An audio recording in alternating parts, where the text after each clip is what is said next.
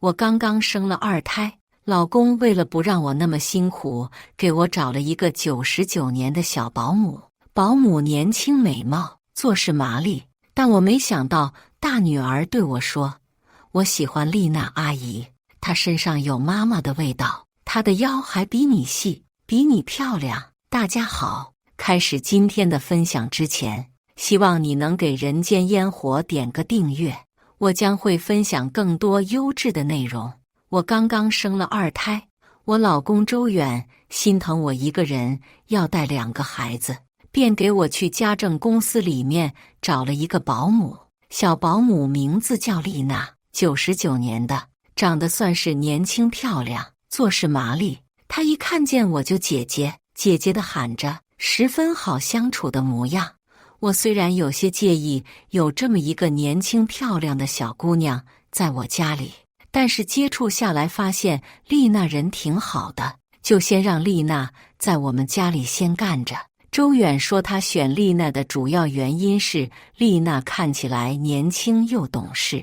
他跟我说，那些年纪大的都已经干成老江湖了，上班摸鱼买菜中饱私囊都干得如鱼得水，所以还不如找这种没有什么经验的小姑娘。一是因为可以省钱，二则是因为图个手脚麻利。丽娜来干了几天，确实如周远所说的那样，不会贪小便宜，做事情也快。姐，这是这个月的买菜的收据，你看看。丽娜把收据一笔一笔的整理清楚，我一眼就能看清楚明白她每天买了些什么。其实之前我们家里也找过保姆，那个大婶每天就知道偷懒，把菜价鱼价往上报，但是煮出来的东西一塌糊涂。丽娜跟他们比起来，真的属于非常好的家政人员了。丽娜，我把钱给你转过去了，你做事我放心。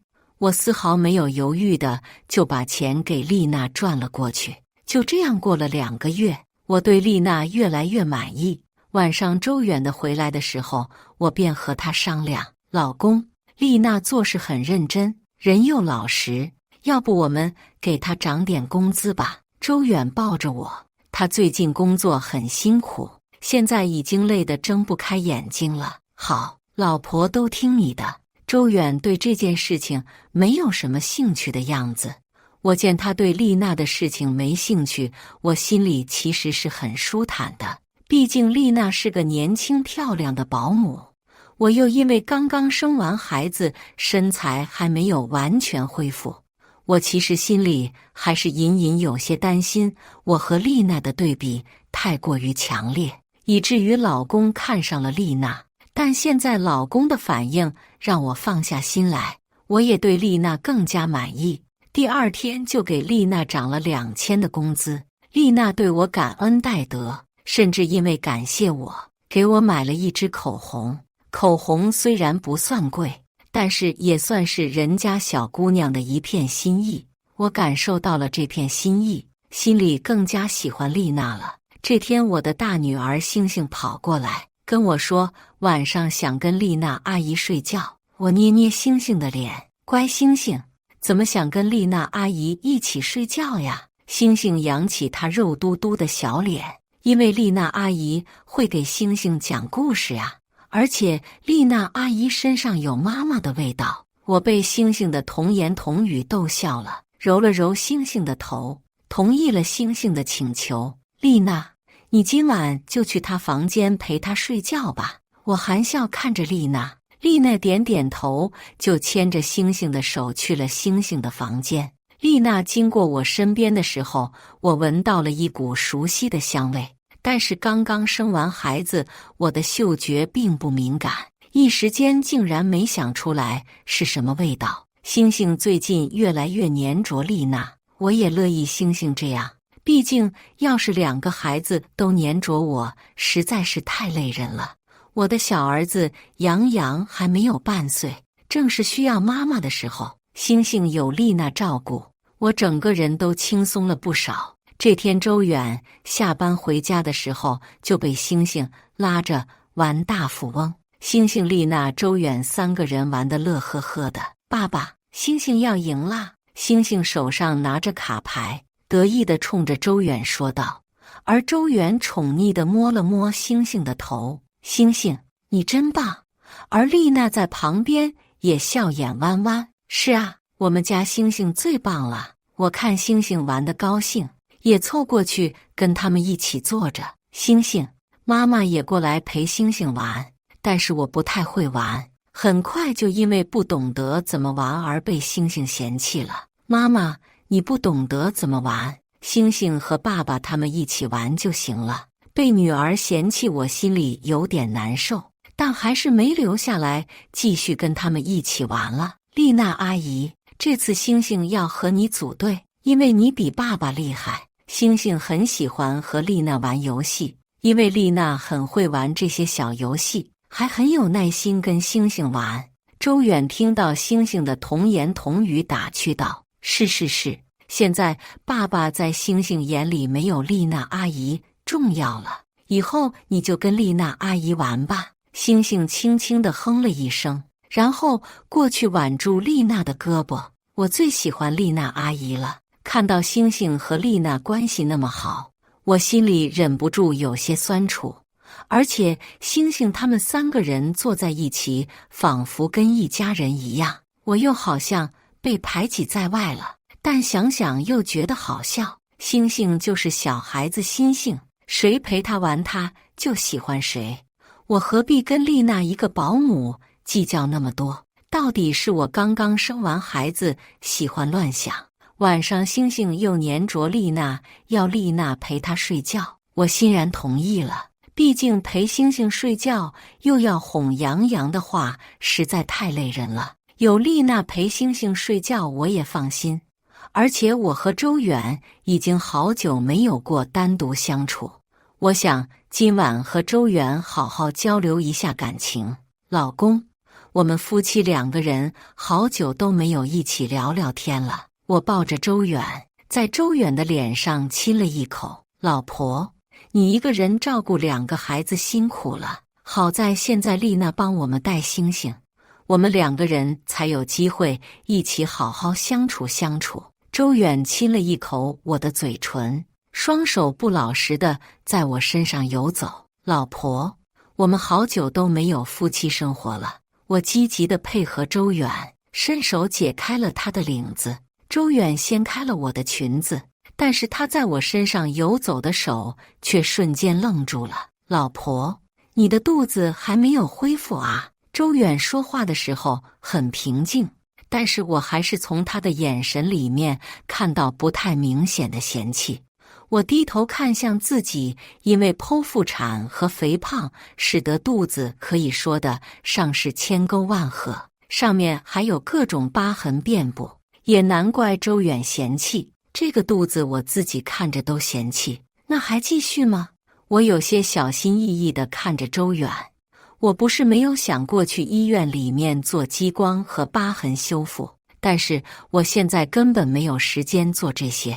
带2个孩子已经让我精疲力尽，更何况洋洋还那么小，还需要母乳喂养，我根本一步都没有办法离开他。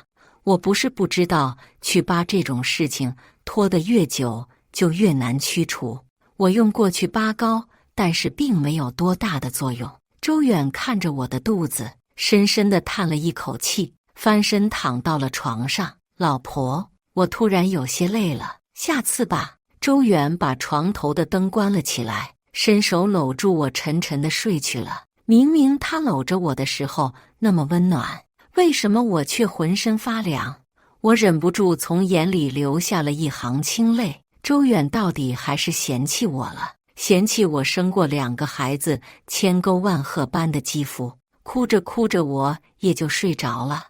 我梦见当初和周远刚刚认识的时候，我是个教舞蹈的老师。他说他路过我的舞蹈教室，看见我翩翩起舞，仿佛天使一般，那一眼他就爱上了我。他说他爱我娇艳的面容，爱我柔软的腰肢，更爱我为了他默默付出，在家里照顾2个孩子。我每次听见他这么说，都会感动得不行，觉得自己真是嫁对了人。可是在我生完2个孩子之后，容貌身材没有从前那般美丽娇嫩。周远到底是和寻常男人一样，开始嫌弃我了。我不质疑他爱我，只是觉得没以前那般爱罢了。早起的时候，我眼睛都是肿肿的，没睡好，加上哭了，让我看起来更加憔悴了。老婆，我今晚回来的时候给你带点补品吧。你看你最近都憔悴成这副样子了。周远虽然很贴心，但是我心里还是有些堵堵的。丽娜早起给我们做了早饭，周远吃了一口就夸道：丽娜，你最近做饭做得越来越好吃了。星星在旁边也夸奖道：丽娜阿姨做饭就是很好吃，比妈妈做的还要好吃。丽娜有些不好意思地笑道：肯定没有姐做的好吃。星星你别乱说。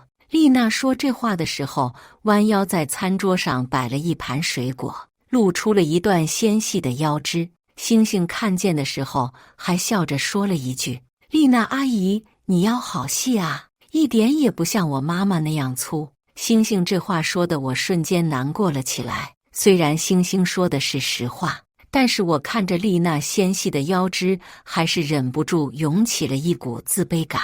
周远也听到了星星的话，虽然周远没说什么，但是他落在丽娜腰肢上的目光还是让我很不舒服。他的目光里面有对美好躯体的欣赏，而看见我丑陋的疤痕时，周远的眼里只有嫌弃，大概是发觉了我落寞的神情。周远安慰了我一句：美珊，你在我心目中是最美的。周远喊了我的名字，夸赞了我，但我并不感到高兴，因为他说这句话的目光还是忍不住往丽娜身上贴。经过早餐桌上的事情，我的心里莫名的对丽娜有了些意见。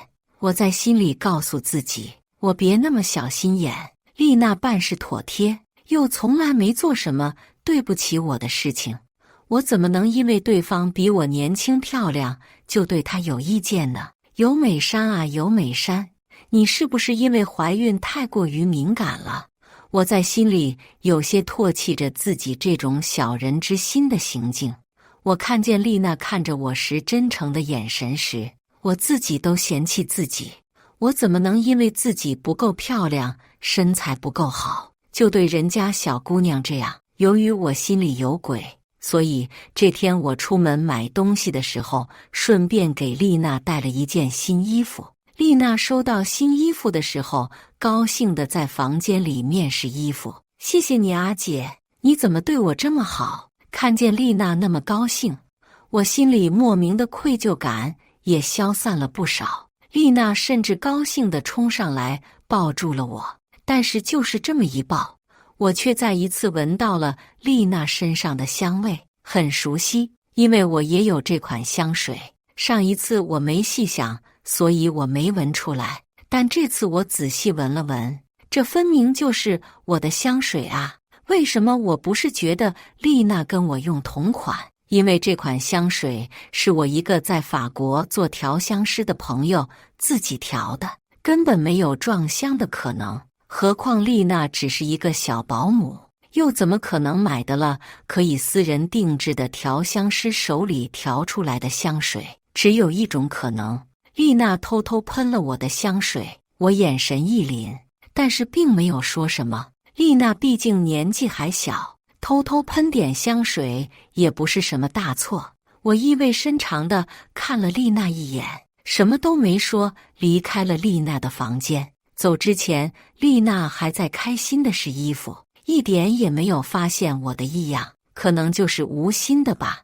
我在心里这么安慰着自己。但是经过这件事情之后，我总是忍不住观察丽娜。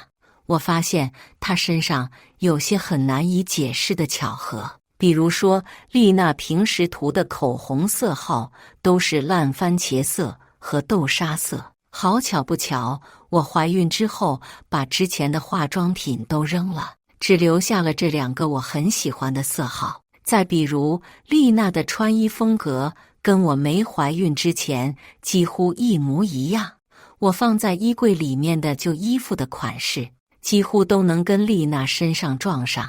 更让我惊疑不定的是，丽娜1个月只有2天的休息时间，她一个从未学过舞蹈的人，居然跑去学芭蕾。而我结婚前就是一个芭蕾舞老师。丽娜所做的一切都很像是在模仿我，或者说是成为我。这种感觉让我非常不好受。我决定摊开跟丽娜好好讲讲，问一下她到底是不是在模仿我。我走到丽娜的房间，却发现她正穿着一件极其清凉的芭蕾舞服，在镜子前面欣赏自己傲人的身姿。我很疑惑，正当我想走进去的时候，她却伸手把衣服撕烂，几乎可以说得上衣不蔽体，但是却有种特别的诱惑。她打了一个电话，想好了吗？想好了就回来吧。她这是在跟谁打电话？想好什么？又回哪里去？正当我不理解的时候，我却听到了家里大门被打开的声音，是我老公回来了。周远怎么会这个时间回来？现在才下午3点，按理来说，周远现在应该在公司里面上班的啊。我联想到了丽娜刚刚打的那个电话，心里突然有种预感，会不会丽娜喊回家的那个人就是周远？但是平时他们2个人的接触其实并不多，我一直都没有觉得他们之间会发生什么事情。我偷偷躲到了楼梯的拐角处，拐角处刚刚好可以看到丽娜的房间。我想知道是我误会了，还是他们就是一对狗男女。我在心里向上天祈祷，祈祷我自己的老公不会出轨。但是事与愿违，周远还真就走进了丽娜的房间。我在这个角度甚至可以清晰地看见他们2个人脸上的神情。周远看见丽娜穿得那么清凉的时候，喉咙甚至滚动了一下。丽娜，你……周远还没有说完话，丽娜就冲上来抱住了周远。远哥，我就知道你会跟我在一起的。他们2个人说的话让我有一瞬间的迷茫。为什么周远和丽娜2个人讲话如此熟人，熟悉的仿佛2个早就相识已久的人一样？我想知道周远面对如此诱惑能不能抵抗的了。我想，如果周远这时候能把丽娜推开，我应该还能原谅他。但是周远没有，周远不仅没有推开丽娜，反而把她搂进了怀里。丽娜，我们差了10岁，你小时候喜欢我的事情我早就忘记了，你何必一而再再而三的让我的心左右摇摆呢？我震惊地瞪大了双眼。丽娜小时候喜欢周远，所以丽娜根本不是周远从什么家政公司找来的人。远哥，你明知道我喜欢你，却还是让我来你家当保姆，你敢说你心里真的没有一点我吗？这些日子我努力模仿尤美珊那个女人，我用她的化妆品，我学芭蕾，我这都是为了让你多看我一眼啊。远哥，这个世界上不可能有人比我更爱你了。丽娜说的眼泪都流了出来，看起来梨花带雨，我见犹怜。就连我这个女人看着都觉得心动，何况周远一个男人呢？果然，周远伸手擦了擦丽娜的脸蛋，别哭了，你这么哭我好心疼。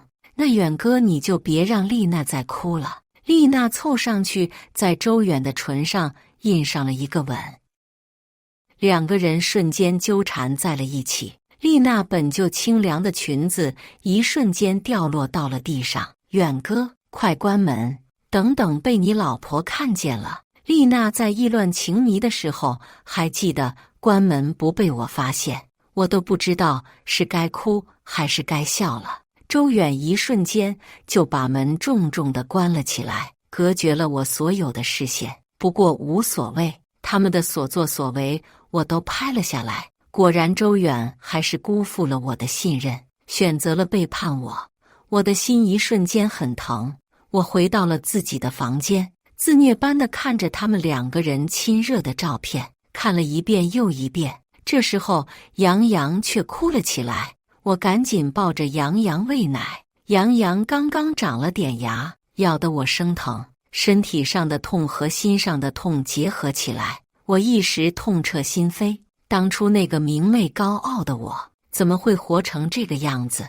我在房间里面流了很久的泪，我甚至没有勇气去楼下打开那扇门，大声地辱骂他们是奸夫淫妇。我满脑子都是他们恩爱的场景，我都可以想象到他们的动作，还有周远喘气的声音，这让我又恶心又难受。丧失了工作能力，在家里带孩子的这些年，我尤美珊好像已经变成了一个废人，一个废人连谈离婚的勇气都没有。我没有工作，又有2个孩子，到时候真要离婚的话，可能法院还会把孩子判给周远。一想到我就恨不得以泪洗面。这时候星星不知道从哪里跑到了我的房间，看见我哭，就过来奇怪地问我：妈妈，你怎么在哭啊？星星眨巴着大眼睛，看起来可爱非常，但是说出来的话跟故意扎我心一样。妈妈，你别哭了，你哭起来丑死了，根本就不如丽娜阿姨漂亮。我听到星星这句话，连哭都哭不出来了。星星，你是不是很喜欢丽娜阿姨？星星点点头。是啊，妈妈。星星在这个世界上最喜欢的人就是丽娜阿姨了，爸爸妈妈都比不上丽娜阿姨。要是我是丽娜阿姨的孩子就好了。我哽咽地问道：星星为什么最喜欢丽娜阿姨？当然因为丽娜阿姨会给星星买吃的啊，还会陪星星玩手机游戏，不像妈妈不让星星吃零食，还不让星星玩手机。星星说的时候可委屈了，仿佛我虐待她了一样。可怜天下父母心，我爱星星，自然怕零食吃了她身体不舒服，手机玩多了伤害她的眼睛。要是我不在乎星星的身体，我也能做到丽娜那样对星星。星星冲我吐了个舌头。星星最讨厌妈妈了。星星对我的态度让我明白了，那些我允许星星跟丽娜一起睡觉的日日夜夜，丽娜一定给星星灌输了很多讨厌妈妈的思想。原来从头到尾蠢的人只有我一个。丽娜当初来我家里，一副勤勤恳恳做事的模样，就是为了迷惑我。她所做的事情的最终目的都是勾引周远，然后鸠占鹊巢。不行，我一定要想办法离婚，并且想办法拿到2个孩子的抚养权。要是抚养权在周远的手里的话，还不知丽娜会把我的孩子们教成什么样子。我决定隐忍不发，直到我想到办法跟周远离婚。我要让周远不仅得不到孩子的抚养权，还1分钱都得不到。我心里暗暗下定了决心。晚上吃晚饭的时间，周远假装从外面回来，还装模作样的亲了我一口。我心里恶心，但是面上还是装作很受用的样子。吃饭的时候，周远和丽娜2个人已经开始含情脉脉的眉来眼去了，生怕我看不出来似的。我心里冷笑，这2个人是不是真把我当傻子了？在他们眼里，如此明显的举动我都不会发现吗？自从丽娜和周远搞在一起之后，我就发现她身上的衣服变成了牌子货，甚至开始戴起了黄金手链。周末出去玩的时候，身上背的包包居然是 Fendi 的。我不用猜，都是周远花钱给她买的，花我们夫妻共同财产买的。而丽娜大概是久贫乍富，现在做事也开始不那么认真，煮饭和做家务都开始敷衍了起来，时不时还用审视的目光看向我。我猜她8成在想如何取代我这个因为生了2个孩子而身材走样的女人。不过周远除了给丽娜买东西，这些日子给我买的礼物可以说是堆积如山。我知道他的心里无非是觉得出轨了对不起我，但是又不想放弃这种新鲜又刺激的感觉，所以他只能从物质上弥补我。我要的就是他这份愧疚心。一天晚上，我抱着周远和他聊天：“老公，你说我也辞职这么多年了，当了这么多年家庭主妇，真的很无聊。我想去开一家瑜伽馆和芭蕾舞工作室，找点事情干。”周远当即就皱起了眉头：“老婆，不是我不想给你钱开工作室，只是杨洋还那么小，你真的放得下心吗？”我叹了一口气，当初生星星的时候，我就是这么想的，所以又在家里耽搁了好多年。老公，我也是人，我也想去追求自己的人生啊。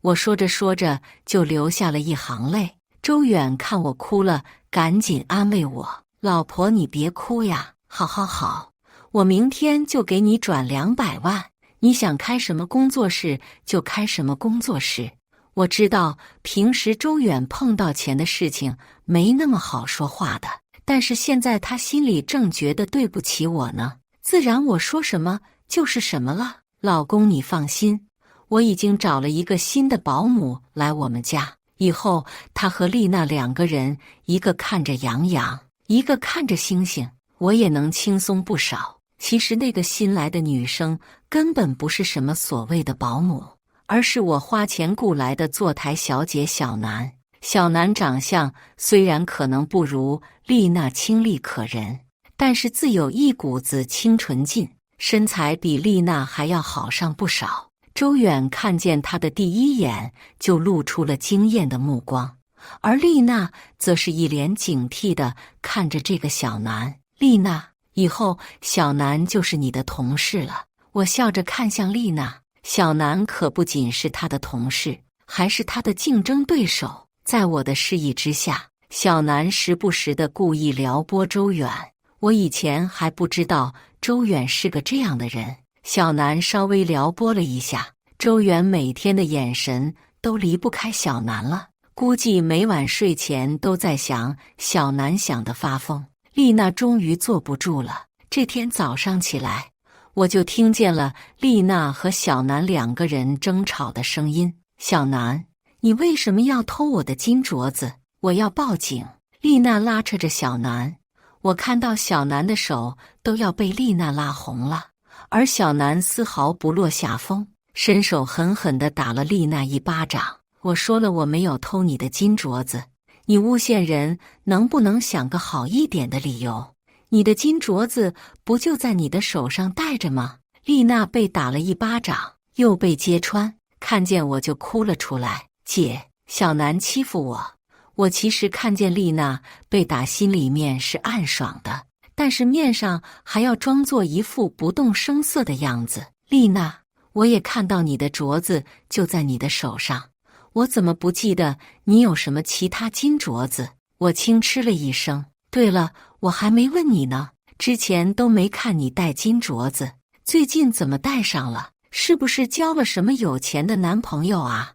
我假装好奇地问丽娜，丽娜却满脸慌乱：“没有，就是我妈给我买的。”“什么他妈给她买的？不就是周远给她买的吗？”丽娜大概怕我继续问下去，找了一个借口就离开了。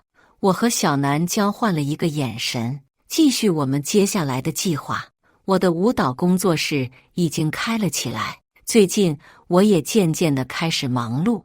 我必须是个有收入有事业的人，不然在离婚分财产的时候，我根本掌握不了一点优势。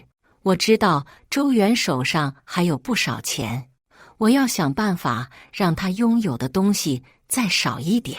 我最近开始总是跟周远聊投资的事情，说我舞蹈工作室里面的一个学员的老公做一个整形医院的项目，投了500万，赚了1个亿，看得我都眼红了。一开始周远还叫我别听这些道听途说的事情，投资没有那么简单。但是我说多了之后，周远就开始渐渐好奇了起来，甚至还开始叫我多打听一下行业的内幕。而这边小南已经和周远勾搭上了，两个人已经滚了好几回床单。由于有了新欢小南，周远就冷落了丽娜，这让丽娜看小南越发的不顺眼。我让小南也跟周远提这个项目的事情，告诉周远小南有亲戚也在搞这个项目。周远一听极为心动，当天就给小南赚了300万，让他帮他投资这个项目。项目是假的，小南是我雇的，钱自然是进了我的口袋。我故意让小南把这件事情透露给丽娜。丽娜知道周远给小南了这么多钱，气得眼睛都红了。远哥居然给了你这么多钱投资，贱人你配吗？你个小三配那么多钱吗？小南不屑地看了丽娜一眼。你说我是小三的时候，你能不能看清你自己？你难道就不是贱人，不是小三了吗？哎，得不到男人的心，还得不到男人的钱，你有种你自己去找周远要啊！被小南这么一刺激，丽娜又是一个没脑子的，直接就去跟周远要钱，说给了小南300万，也得给他300万，不然就不公平。周远当即就觉得丽娜脑子是不是有毛病？他把钱给小南是投资的，又不是给小南本人。听小南说，丽娜因为这件事情跟周远怄气，还大吵了一架。第二天，小南就拿着他 P 的丽娜跟其他男人牵手照片给周远看，周远马上就信了。他愤怒地把丽娜打包赶出了我们家。老公，你为什么要赶走丽娜啊？我假装一脸疑惑地看着周远，而周远只是烦躁地编了一个借口，直接糊弄过去了，而我却在心里笑出了声。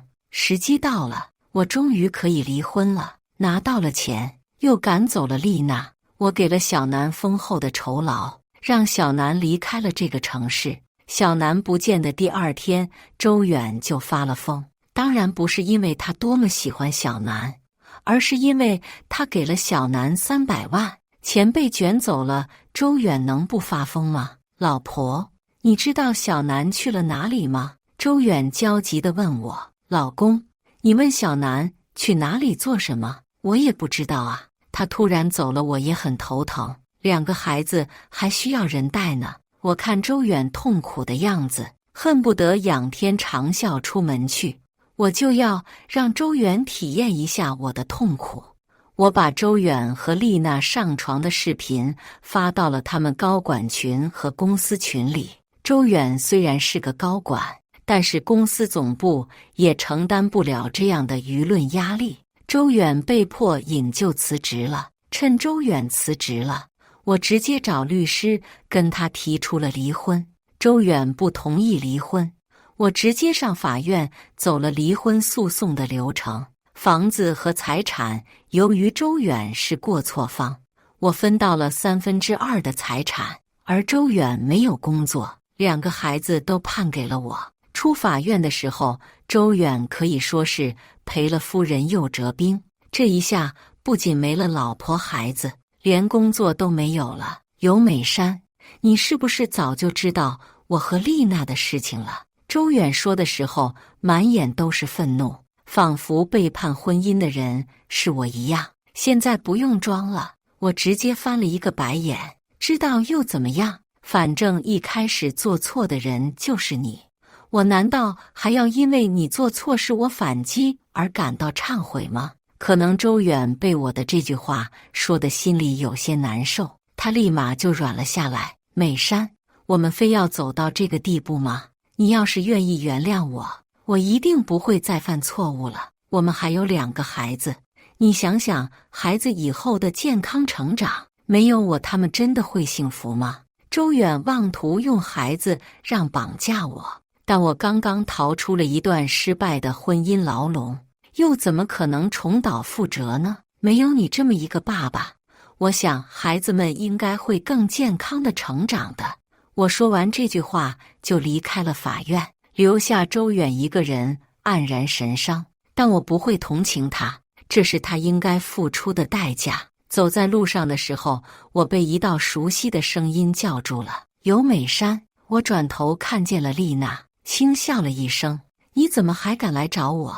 一个破坏别人家庭的小三，一个被法院宣判把周远用夫妻共同财产买的礼物全额奉还的小三，怎么敢叫住我？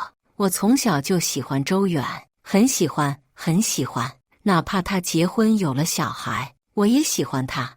我为了接近他，一个大学生可以放下身段当保姆，当情人。我可以学你，我可以学他喜欢的一切。虽然他被我勾引了，但是他还是跟小南搞到了一起。直到现在我才明白，我根本不用学你。周远就是一个烂人，但凡长相不错的女人，他都会被勾引。”丽娜是边说边哭的，我无奈地看向她：“你和我说这些做什么？我是想表达我错了，姐，是我对不起你，我不该破坏你的家庭，我知道错了。”我叹了一口气，只要我的老公是周远，出轨的对象不是你，也会是别人的。以后好好过日子吧，别再做这种事了。我说完这句话就走了，但丽娜还在后面大声说了句对不起。我并没有回头看她，因为我已经完全不在乎了。我和她终究都要走向新的人生。以上就是今天分享的故事。大家有什么想说的、想吐槽的，欢迎在下方评论交流。也更希望能给人间烟火点个订阅，我将会分享更多优质的故事内容。